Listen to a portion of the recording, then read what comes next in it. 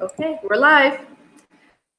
Today, I'm sitting down with Kristy Lin Biluni, the sexy grammarian. Kristy is a writer and teacher who arouses writers' creativity and helps them understand their own artistic process. Since 2003, she has edited hundreds of books, articles, essays, proposals, and more. She joined us on the weekly podcast show on episode 106 to discuss Measures of Time by Andrea Eberly. If you're interested in learning more about Kristy, visit sexygrammar.com. Thanks for taking the time, Kristy. Very happy to be here. This is really exciting because you have a lot of experience helping writers find their voice, their process, and a lot of our listeners, especially our subscribers, are aspiring writers. So one thing that stood out to me in your bio is that you state that you help writers discover their own artistic process. So what do you mean by that? Well, I think my approach is that I'm no more of an established or successful writer than anyone else I'm working with. In many ways, I'm an acolyte, but I have a lot of experience with wrestling with process with people and with figuring out my own process, with failing at figuring out my own process, with succeeding at it sometimes.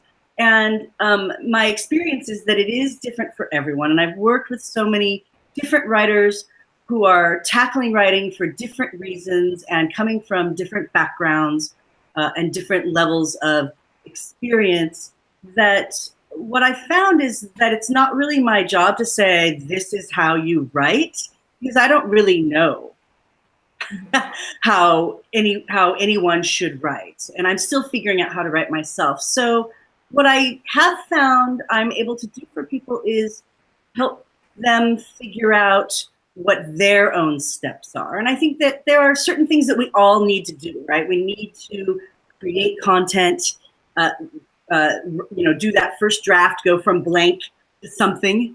We need to take that something and make it better.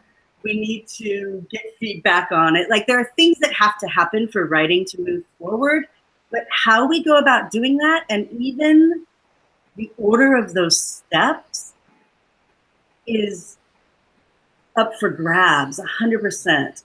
And different things work for different people. And even some of the most tried and true rules of thumb, like the classic Julia Cameron morning pages, write every morning when you wake up.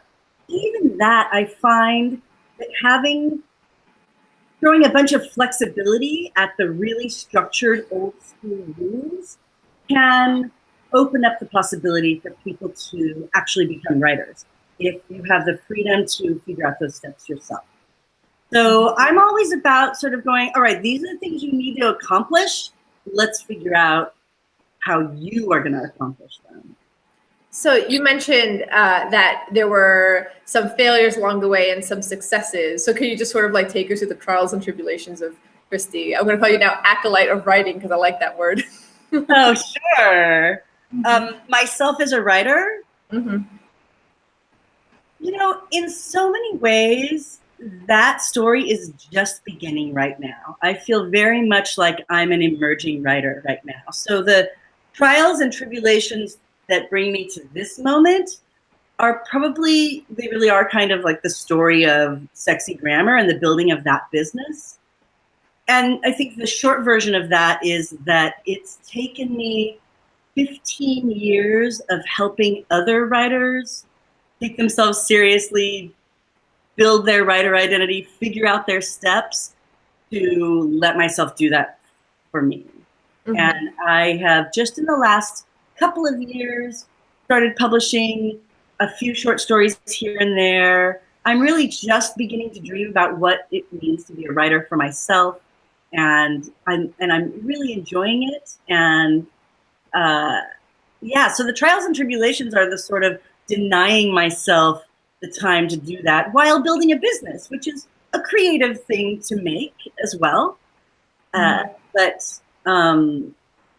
But I haven't, and I think it's really common, right? That sort of idea of the cobbler's children wear no shoes, who have worked teaching people and arousing writers and supporting writers all these years, and to realize after those years that I need to turn to my own writing. That's kind of my trial and tribulation story. Mm-hmm. I mean, that sounds extremely familiar. In the past couple of years, because of the podcast, I've had people reach out and say, "Oh, where's your writing?" I'm like, about that, I've actually been building an advertising agency randomly. So it's like, this is all just kind of on the side until I get that off the ground. So I know what you're saying about like denying yourself time for it. But you mentioned the past few years you have been emerging, and I did notice your portfolio. A lot of the short stories are fairly recent in the past couple of years, but there's a lot of them, and there's a lot of essays as well. So what's your writing day like now as you're starting to dream about your life as a writer? I'm definitely still figuring that out, but I do have a morning pages type practice. I call it my daily secret, because part of what's really powerful for me about that daily writing thing is that because it feels very protected and it's not for anyone else, I feel like I can really practice uncensored writing when I do that. So that's the beginning of my writing day. I'm up at 5 a.m. and I am writing at least a page in my journal. And I keep that minimum really low so that on the lousy days I can succeed. And on the really great writing days, maybe I'll write 8 or 9 or 10 pages in my journal. But on the worst days, I at least get a page written, and that usually gets the ball rolling. And then if I have a day actually free to work on my own writing, which I'm fighting for more and more right now in my life, but not every day, that's for sure. It'll depend. It'll depend on what needs to happen next. I definitely believe in working on more than one thing at a time because I'm distractible. Mm-hmm. So there's sort of like, there are the projects that are just in the very beginning that I just sort of have an idea and I'm almost still like in doodling phase, hardly even writing anything, just sort of dreaming about ideas. And there are other projects where I'm really in it and trying to make it work in time for a deadline. And those kinds of projects, I tend to be more like work on it a little, print the thing, mark it all up, make those changes, print the thing again. Like I'll sort of do a very sort of physical thing when it's in revision. For first draft composing, I'm very much pen to paper. Mm-hmm. I don't really get into digital until I'm in revision mode.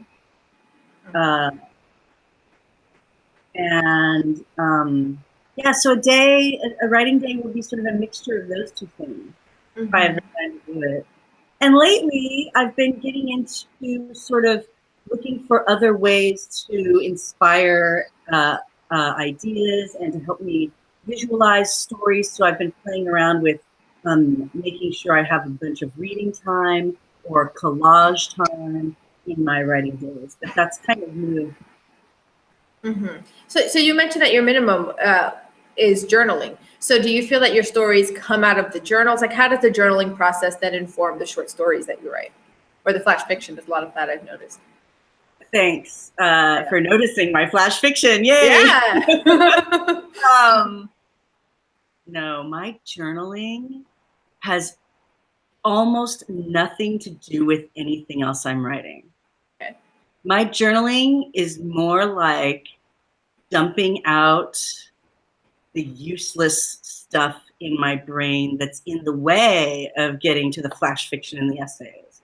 So my journals, especially those one-page days, it's like a list of things I'm upset about or things I have to get done today, conversations that didn't go the way I wanted them to go. It's just sort of almost like sort of clearing. Mm-hmm. It sounds like a one-man therapy session, just you and the paper. Yeah. Mm-hmm. Yeah. So then you have your morning, you start journaling, and then when you start getting into the stories then, so do those ideas just do they just come to you? Because, right, there's the two theories. There's the people who are just like, write down like a million terrible story ideas, and then like one of them will be good. And then there's the people who are like, just wait for the idea to hit you. How do you come at getting ideas, going from blank to content? You know, I'm still really figuring that out. I can think of a bunch of different examples of how I do that, which tells me that I don't have like a way yet that works for me. You know, I've explored a little bit the world of prompts and contests, and like I get the duotrope email, and I love the end of it where they list all of the themed things. Mm-hmm. Having some kind of like loose assignment can really help me. I'll see something and I'll say, oh, what would the sort of my world of characters, how would they relate to that idea? Mm-hmm. And so I kind of look for, even if the theme and that I saw in the duotrope email, even if I don't end up submitting to that, that will sometimes be the thing that gets me started. So I'll enter a contest where there's a deadline, and I'll have to write a flash fiction about this whatever thing in 3 days. I've done the New York City Midnight Contest, and again, I use just sort of themed issues of literary journals just to sort of give me some direction. Mm-hmm. Because right now, as I'm beginning to write, I'm really kind of like without a strategy in terms of where I want to publish and what kind of writer I want to be. I'm really sort of just experimenting, and I've been really like interviewing all the writers around me. Like, what's your strategy? Do you go to literary journals, or do you look for, can I write plays? Like, I'm like like running all around and looking for things. And a lot of the writing mentors I've sort of begged for answers about this have, my teacher, Nino Hajratwala, said to me, oh, I just go after shiny things. Mm-hmm. And I was like, oh, okay. So I just go after shiny things kind of as well. Just sort of following her advice. It seems to be working based on your portfolio. Oh, thank you. Mm-hmm. Thank you. You know, one thing that really made the portfolio grow was I got this awesome writing gig, writing short essays for a women's sexual health blog. Mm-hmm. And we were just a really great fit. And so I got to work with an editor who was really great at like telling me which ideas were too crazy and which ideas would really work. And then getting my first drafts from me and telling me, this part of it works and this part no. And because the writing was about sexual health, like she and our relationship got very real very fast because we had conversations about, sexual language that was and wasn't okay, and all that kind of stuff really sort of happened. Made us, I think, intimate as creative collaborators really quickly. And so I was able to really build up my portfolio with that job, and also just become a better writer from responding to a caring editor who really knew what she wanted and knew that I had it in me. He was like willing to work with me to get it out. So that's very rewarding opportunity. Yeah, I think I saw some of the essays, and I think I was researching for this interview. I got distracted and I started like reading one. I'm like, oh, this is interesting. So that's good. That's good headline writing. Yeah. Good. Yeah. So you mentioned, so you'll see a theme or a contest, or you're going for the shiny thing, but then you said something, I don't even know if you noticed you said, you're like, how would that look with my world of characters? So do you feel you walk around with a world of characters? Where do those characters come from? I think that I do. I think that there are certain, I don't know, worldviews or subcultures that I feel really devoted to, that I want to express, and that I think are underrepresented in stories. I think that, so that's about like, anything from sort of eccentric people to queer people to, animals that are not as loved as other animals. Like I'm totally a champion of the humble pigeon, the urban pigeon. I really love the pigeon. I draw a lot of inspiration from urban pigeons. So I think I saw somewhere that pigeons, you wrote that pigeons don't look straight ahead. They're seeing what passes them on. Is this true? Because that was a new thing I learned. Yeah, a lot of birds, their eyes are on the sides of their heads. Not all birds. Mm-hmm. Definitely not the raptors, because they need to hunt. Right. But I was going to say birds of prey look forward when they fly, but a lot of other birds are like watching the scenery when they fly, which is really a crazy thing to think about. Yes, yes, and is a metaphor for sort of an approach that I love to take to writing. Is that the one about trying to ignore the inner critic? Was it from that? I can't, now it's all a blur, but was it from the blog article that was about like not getting distracted and editing as you're writing?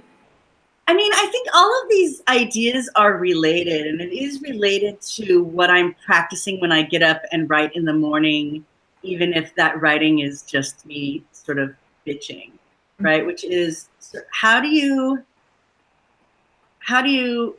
just let whatever's going on in your head be what's coming out? And how do you let your hands, either writing or typing, keep up with your amazing, brilliant brain, right?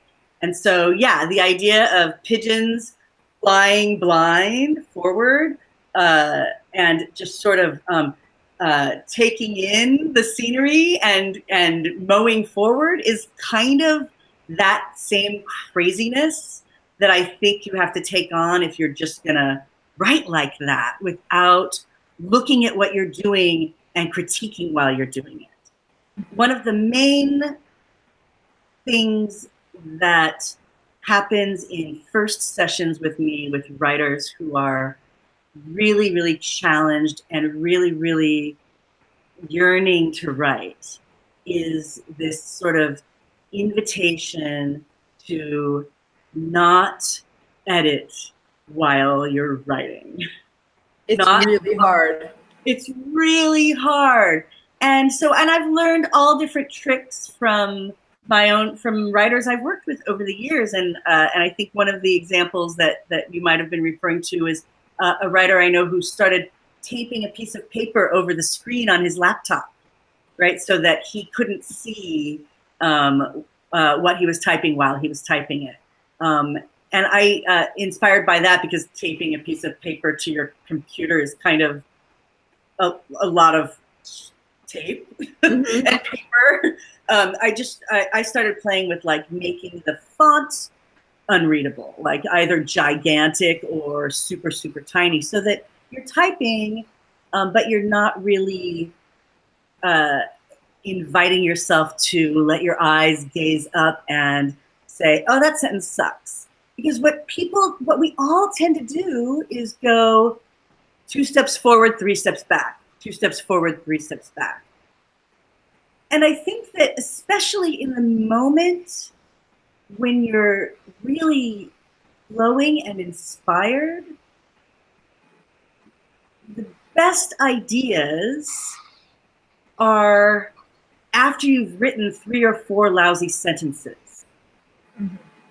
Or after you've written, for me, after I've written a sentence that sort of says what I mean, but not quite. And so then I try to write it, instead of deleting it, I try to write it differently again, and then differently again, and then differently, finally a 4th time. And maybe the 5th time, it's kind of interesting. And then I have to just keep going. Mm-hmm. And that sort of like letting that flow happen is so much more productive than stopping and deleting something or fixing something, because there are like a whole bunch of other processes I think that our brain goes through that takes us out of the flow then, right? There's the process where you like hear your 2nd grade teacher telling you you're bad at grammar while you're trying to decide if you put the comma in the right place. And then there's the voice that's like, critical of your whole idea. And then there's the smart, brainy part of you who really knows how to fix this sentence. And you're like tapping into all these other things. And then you've totally lost the cool idea. Mm-hmm. So when I try to teach people to figure out their own steps, I'm really trying to teach them to identify what the steps are and then see if they can separate them and do one step at a time so that we don't have to switch brains in the middle of working so much and lose the flow. Yeah. Well, that happens to me all the time. But so the first thing is, if you can even succeed in writing without editing, then the second part is, how do you read the next day after you slept on it what you wrote the day before and aren't filled with shame like that, right? There's that feeling of like, oh. And I think it's Anne Lamott in Bird by Bird who describes the first draft with abandon is just like the kid in the basement who's like throwing paint everywhere and making a mess. And the next day you walk in as an adult and you're like, oh my God. yeah. Oh, that feeling is the one that I think I struggle with the most, because then I despair. I'm just like, this dialogue, it's like, I don't know, a made-for-TV 80s teen movie. Like, you didn't even go to theaters. Like that'll happen, and then and that's very discouraging. So do you find that happens with some of your clients as well when they get to that step? Totally. And I think that for myself, that's why I like first draft pen to paper. Mm-hmm. Because it seems, it's just not as, like, I don't feel as, like, it's easy to draw a line through a whole page. Or easy to, to go to a bunch of messy handwriting and go, oh, this one line is good. Mm-hmm. And sort of to think in terms of what can I extract that's good from my first draft, instead of looking at the whole thing and being like, that's bad, that's bad, that's bad, that's bad. Instead, I'm looking at the whole draft and going, wow, I wrote a lot. And ooh, here's something on the third page, 3 paragraphs down. I think I really said what I meant there. And there's something, I don't know, for some reason it's easier to relate to handwriting that way for me. Whereas there's something about when it's typed, it's like somehow we're supposed to value it more or something. Mm-hmm. And it's easier to look at it and go, oh, this is all, like there's more formality to it, maybe. Mm-hmm. I also find that writing by hand, at least for me, it slows my brain down. Because when I'm typing, I'll get this thing where I'm just like, my brain's moving way too fast as I'm typing. And for some reason, writing, maybe it comes from when we were children, but when I'm writing, my brain is now like, and I am writing a letter to Charles Dickens. Like, my brain slows down. So I'll get a better draft than if I do it straight to the computer. And it might also be just the way that I write on the computer for things that aren't as formal. Like sometimes I'll just bang out an email to someone and I make sure to not put anything in the to field, right? And then I'll fix it. But I'll just be like, what are the ideas to put down? Once they call, document, attached, I'll just like into the points. And then I'll go back and I'll fill it in. Where handwriting, you never quite do that. So I might get something more fluid. Because I'm like you, I like to do outlines by hand, which is weird. I like the thesis. Like, even for fiction, I have like a thesis. So.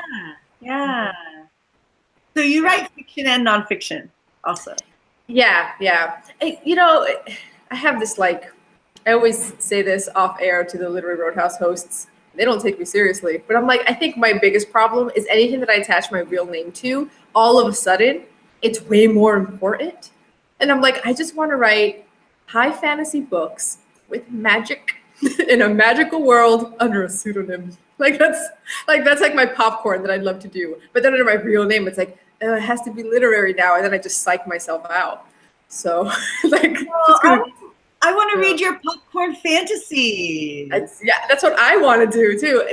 I mean, this is for our Patreon, so only like 2 people are going to hear this. I've spent so when I first got into writing, really was writing fan fiction for like Sailor Moon when I was 10 years old. Like, that's how it started. So like I had that, and then as I grew up and as I was a teenager and in college, I did a lot of like fantasy role playing writing. So it just sort of came naturally, but I would work on the like on the actual prose of it, because all of a sudden, like, it's not a game where it's like, oh, what level are you or what sword do you have? Like most RPGs, it's all text based. So the person who's coolest in the room is the person whose prose reads the best. So like that's how I learned how to write. So there's a part of me that's like, I should just do that thing that I killed countless hours on in high school and college, and maybe sometimes still do when I have time. You know, so there's a little bit of that. So Yeah. like my closet thing. Awesome. I mean, that just really makes me think about the value of like the working artist, right? Mm-hmm. I think that it's so, I heard, do you know who Kim Cattrall is? Mm-hmm. The actress?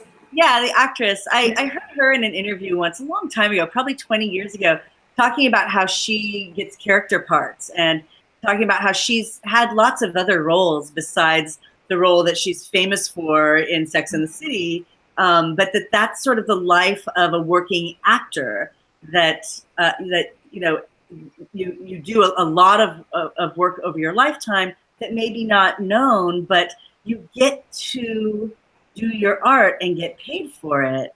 And I think if you're a writer, whatever it is that you actually would write for free, or fantasize about writing, if you can get paid for that, if it's so nerdy, but yeah, like, you know how many countless hours I've already spent. So I look forward to reading some of your Sailor Moon fantasy. Well, we're moving now to just magic other things, but yeah, like, I know, sorry, whatever. Yeah. Sailor Moon. Yeah, but it's just, you know, like that is, you know, how it like started for me. So it's and then I'm just, but then here I am like psyching myself out. So I guess bringing it back to like helping writers, I think that happens a lot too. I've also noticed it with, you know, there's a few people who will send me like short stories they want reviewed, and there's always this feeling of this hand wringing of like, am I presenting myself in the cool way that I want to present myself in?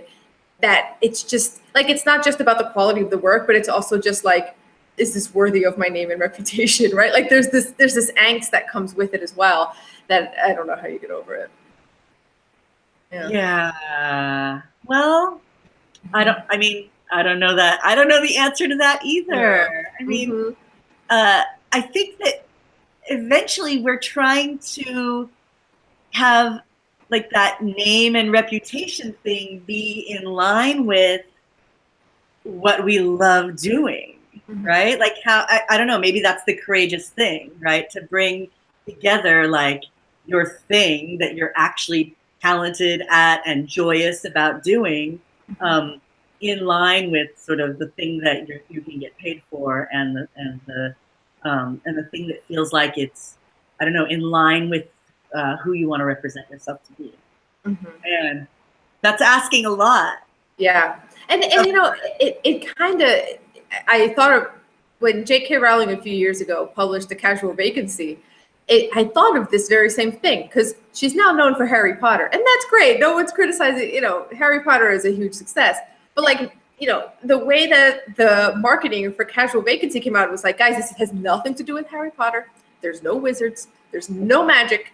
It's just a straight, and then like there was all of this work that you have to do to get people to accept that J.K. Rowling doesn't only mean wizards, right? Like, and then I think that's the thing that I think sometimes writers that I've listened to are protecting. They're like, I don't want to put my foot forward and be like only known for this thing, you know? So yes, I mean, I've thought about that because my first couple of publications were erotica. And you don't want to be pigeonholed as the erotica writer, because you're like, yes, that, but also this. Yeah, and also, but I've over the years I think that I've heard enough writers over the years torture themselves about this in a world where it's actually news and interesting that J.K. Rowling is writing something that has nothing to do with wizards. And in a world where self-publishing is possible, and where famous authors sometimes jump the fence, and famous big 5 publisher authors sometimes jump the fence and become self-publishing authors, and like where all of this stuff is kind of up for grabs, I think that there's an opportunity to say, you know what, I love writing erotica, or I love writing fantasy, and so what if people like to be snooty about genre fiction, or like to be snooty about whatever thing I want to write in, and go ahead and write in that area. I don't know. I went ahead and did it. I've even allowed like a story, or reached out and published a story that could get away with qualifying as erotica in an erotica anthology, even though I probably could have sold it as historical fiction and gotten it sort of more I don't know what, like less genre oriented publication. I still took it in that direction, almost like in defiance of this idea that like, oh, if I publish this as erotica, no one will ever take it seriously. Like, I don't know. I think we can break those rules.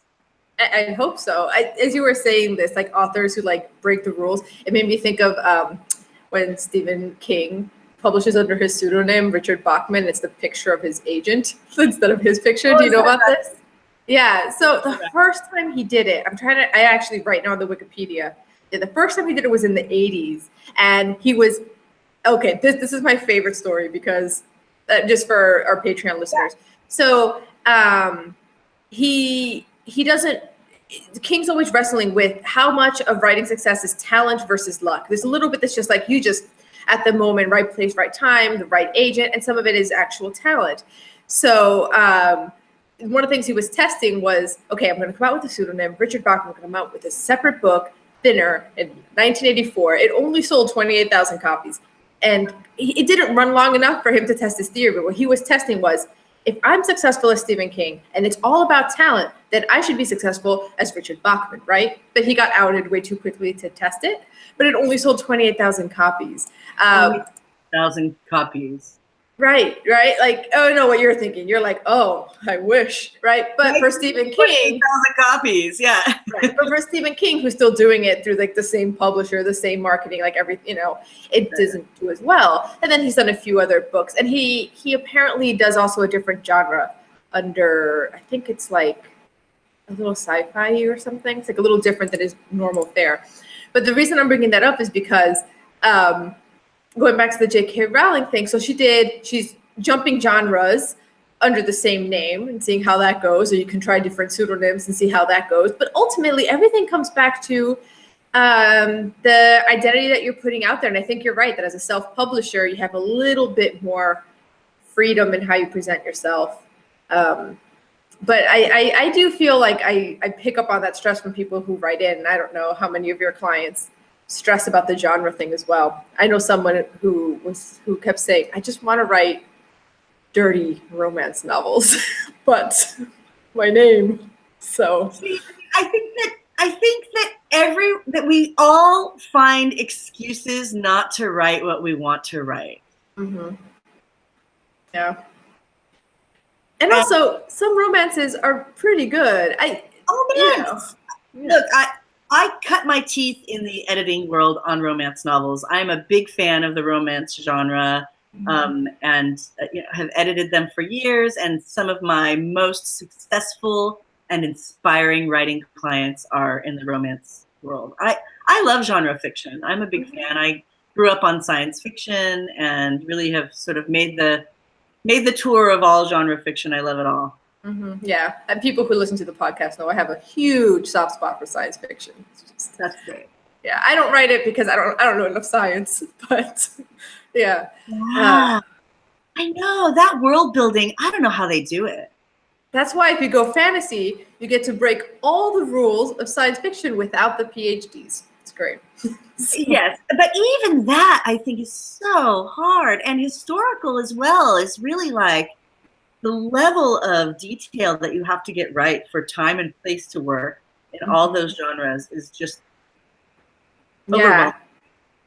Yeah, I don't normally read historical fiction, but one that was recommended to me, David Mitchell, I think, the guy who wrote Cloud Atlas, wrote A Thousand Leaves of Autumn. And it's 1700s in Indonesia when it was still colonized by the Dutch. But it was a beautiful story, but very well researched, like extremely well researched. And it didn't quite turn me on completely to the genre, but I did like it quite a bit. And that has got to be so much like, we should do, oh, you're inspiring me to do a series now where I just like find authors of niche genres and be like, how do you do this research? Yeah. Love it. Love it. Mm-hmm. I think I just overheard someone talking about Tolkien. There's maybe an essay or an interview where he talks about his maps for the whole Lord of the Rings series. And I think that if I remember like handling those books as a kid, weren't the maps printed inside the covers of Yeah, they are, but you don't always get the full map, and the map keeps going. The whole like Sunderland part is like off map for most of the books. The reason I know this is because Lord of the Rings Risk has taught me the Tolkien map very well. So is this like a board game? Yeah, Risk. Got it. It's exactly Risk, except instead of our planet Earth, it's Lord of the Rings. So it's the same thing. Instead of different colored dudes, you have like elves, humans, orcs, whatever. But it's the exact same game. You're still controlling territories, but it's the Lord of the Rings map. It's extra nerdy. I think my brother has this, but it's Star Wars. There's so many things. Like done this, yeah. See, this is the future if you write one book that the world loves, right? Someday Parker Brothers will be turning Risk into your world. I hope so. That would be amazing. So that's the dream. I just want to play, especially because Risk, just setting up the game is like 2-3 hours. So you have a committed fan base if they're buying this. There is a shiny thing to chase after as a writer. Now that's a goal. I want the worlds of my fantasy books to be represented in a Risk game. Yep. There's a modern fantasy author who's sometimes compared to Tolkien. His name's China Mieville. He's British, but the one biggest difference, so Tolkien's very black and white. You have the pure good and the pure evil, and there's very few gray, and the people who are gray and by the end sort themselves out. This guy truly operates in the gray, and there's no real heroes, and the villains aren't always sympathetic, but you understand their thinking. His universe is called Baslag, and there's a bunch of books there. He goes a little crazy. There's also aliens. There's like a time warp. It's all over the place, but I enjoy it. But the reason I'm bringing this up is because his books have been around for a long time, and he's pretty successful, and he still doesn't have a Risk map. Right. Big shiny what goal. do you have to do? Yes. I mean, his world has like cactus people. It's insane. This is an interesting topic too, in terms of thinking about success and a writing career. Like, what is it? Like, how many readers is enough, right? What is it that you actually want? Do you want, do you want to be like Tolkien or Stephen King, where like everyone knows your name, or do you want to have, a few dedicated followers, a few people who know your work and love it? I mean, yeah, I think that's one of those questions where everyone's like, a few dedicated followers is fine, but also, it's one of those like, well, right. I'd like to buy my mom a house. Yeah. Well, I feel like I'd get there faster with a marketing agency. Like, if you want to buy your parents a house, don't write fantasy books. Don't be a fantasy writer, right? Yeah. Right. In which case, if that's right, then the small dedicated following is really like a goal to get cozy with. Yeah. Maybe I'll do it under my name instead of a pseudonym and just like get over the thing. Yeah, because I think you're right. It's about writing what you love, and then because I have a few short stories that have been in draft mode for a long time, because I'll keep rethinking them constantly in a way that I wouldn't with a genre that, like, as I'm writing it, I'm like cackling gleefully to myself. Yes. Yes. Sometimes that has to do with feeling lighter about the genre. I think also deadline. God, there's nothing like a deadline to get a draft off your desk. And self-imposed deadlines do not work. At least they don't for me. No. The only self-imposed deadlines that I've been able to make use of is getting brave enough to ask for feedback from people on and making that date like ahead, like saying to you, I have a short story, I want to get it in for this deadline later in March. Can I send it to you next Friday? And will you set aside 24 hours to take a look at it and talk to me on Saturday about it? I can create that self-imposed deadline with another human being, and I will get it to you on that Friday that I promised it to you. That's the closest I'm able to get, is like setting up feedback people. But that's valuable. That is valuable. And actually, I had a writing friend once who I trusted enough that what we did was we would draft our own stories in separate Google Docs. We would share them with each other. And the promise was, we're not reading what the other person's drafting, because that is a place full of shame. But we have to, every like 15, 20 minutes or so, glance at the other one and make sure that the cursor is moving and yell at each other if it's not. Like, awesome. So like, yeah, that was great. And then that person had a child, and that was it. That was no more writing for them. That's the end of writing. Nope. I sometimes do writing dates with people for the same kind of energy, or go to a shut up and write, where really there's that wonderful peer pressure of everyone at this table is focused and writing right now. And that can work really well. Although, you know, if it's a laptop, you don't know if people are writing or scrolling Facebook. You really do not. You have no idea. That's why the Google Doc was it's like, oh, and we would look at word count. Your word count hasn't changed. Right. 15 minutes. Right. I did NaNoWriMo for several years in a row, and that really taught me a lot about this just sort of quantity, writing for quantity. And that's really served me. I'm very bad at NaNoWriMo. You know who's great? Gerald. Every year he wins. He hits the word count that you're supposed, like the 30,000. He's done. No problem. Yeah. Well, I mean, that is a great skill to master for sure. And NaNoWriMo can teach you that. Yeah. Yeah. Then you also end up with like a trunk full of novels. Yeah. And also, if those 30,000 words are all like the rough first draft, that's great. There's a lot of great content in there, but also it's going to take you a whole year to like slug through it. Totally. Yeah. And I read somewhere that you recently completed your novel and you're shopping it around, or did that? I do have a completed novel that I have shopped around. Is it out with? It's not out with anyone right now, so it's currently not shopping. But yeah, I do have one completed novel well, I don't know, what else do you say about a novel that you should be shopping around and you're not shopping around? Well, it's sitting there. The pride of having completed a novel, that's accomplishment number one. Thank you. You know, I feel like the biggest accomplishment is having sort of gotten my writing group through it. I was actually thinking about it today. I was like, maybe it's enough that my writing group read that. Maybe that's it. Maybe that's as far as that novel needs to go. Yeah. Well, I mean, have you considered self-publishing, or do you want the validation of a external publisher? I definitely am a big believer in self-publishing, but with that novel, I think that like it's something that I wrote like almost 10 years ago now. That it's not so much that that novel needs validation as much as it needs a process of rigor that I think a publishing house or some other kind of collaborative publishing situation would benefit it a lot. I don't think it's honestly good enough for me to self-publish it just yet, honestly. Well, that's good that you can admit that. Yeah.